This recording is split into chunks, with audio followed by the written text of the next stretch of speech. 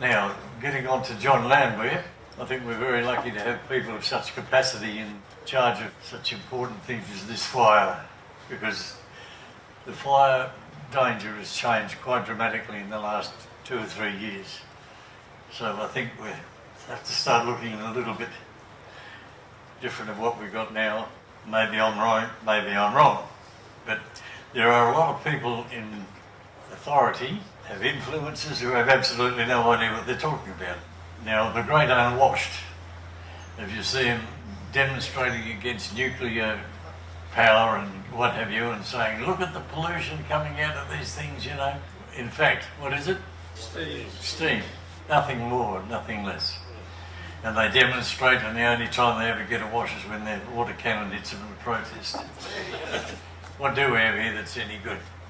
Well, John Landwehr put it beautifully that the machines we've got here can do the job, are doing the job, really no problems, I think. But the best one is this Sikorsky, without any shadow of a doubt. Can carry, I think, 11 tonne of water, can pick up from dams, it can pick up from wherever you want to, and it's also got a scoop and its turnaround time. Whereas if we have a Boeing 747 or DC-10, which carries 75 tonne of water, now if you're in a place like Muckenbuden or Nannup or something like that, and your place is on fire and a 747 comes in and drops 75 tonne of water, you're going to think, isn't that wonderful? Your neighbour's going to say, boy, I'm next, but he's got to wait 2.5 hours. The guy gets 75 tonnes of water, his neighbour says, oh look, I'm on fire, this is going to be wonderful. 2 hours later the thing hasn't turned up again because it has to go back to Perth. It's a turnaround time, whereas in the eastern states, where they're entirely different to us, most of them don't even know we exist, they have all these major airports, defence things, where perhaps the turnaround time from a large aircraft could be a viable thing. But it doesn't apply here. So what have we got to do? We've got to move on to something different. Now this is my idea of what we would really like. This is an amphibian. Now obviously the amphibian means that it can pick up on lakes, rivers, and of course can be loaded by land. A great advantage, isn't it? Now everyone's saying, but there isn't a lake or a river in Western Australia, but just bear in mind, it's not going to be that way forever. Most of us can remember when there were rivers and the lakes around the district had yacht clubs, God knows what else, and bearing in mind that right in the middle of summer, Donald Campbell broke the water speed record on New Year's Eve at Lake Dumbleyoung. So it is up to the Shires to prepare for this type of aircraft, which is worldwide use now. Canadair Seal 415 can carry 8 tonne of water, can pick up in 800 metres of run, and it can pick up in about 11 seconds. So if that is anywhere near the fire, its cycle time can be very, very, very good indeed. So that is what I would consider. Beautiful piece of machinery. Now anything, aircraft or any other piece of machinery that can have dual purpose is a bonus, isn't it? These are the alternatives. Now this is the magnificent Hercules. How many pilots of Hercs? There's one there. You know all about these. They're just probably one of the best aircraft ever made. Now you'll see they're loading in there a module.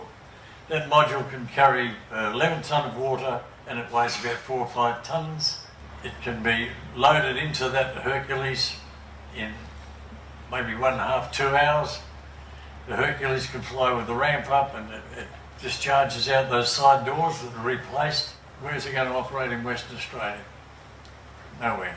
The wise men over east just happened to be emailing me and said that these are wonderful things and they can operate anywhere in Australia within 2 hours from Sydney. Anybody know a Hercules that can fly at 1800 mile an hour? And the wise men of the east, there's no doubt about it. Okay. There she is there, discharging. See how it's discharging out of the doors? The doors are replaced. That is a wonderful thing, but until we get Hercules based here, which we probably never will, pipe dream, that one, but it's a beautiful machine. And the new ones with the J model, magnificent. Here's this module is quite a thing. You can see the discharge out the side door there on the left, and it just rolls on, rolls off, and it's can only be loaded on the ground. This she is discharging.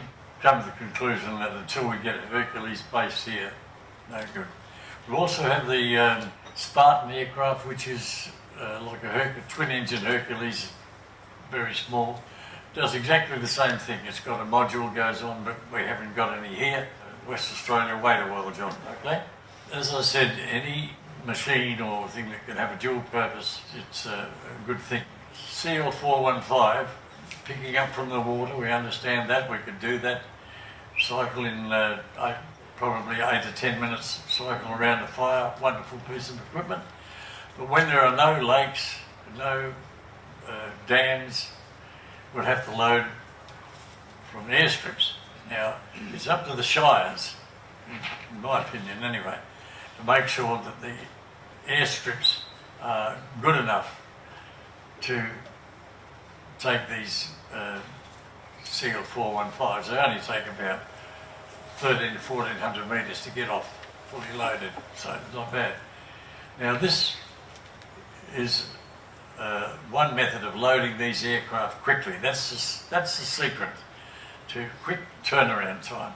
And you see that machine there? That holds 60 tonnes of water, 60,000 litres. It lowers down and stands up. It can be transported around very quickly. And now the shires have these, and they use them to fill the one on the right, the water trucks, so that instead of the water truck standing by the standpipe for half an hour filling, it fills up from that thing in a matter of seconds, and while the water trucks are away, it is filling up from tankers or whatever it is that the shire can arrange to come in. These tanks, they lower down, and they can be put on a skid, or they can have a trailer, and it's up to the shires. A lot of them have these now.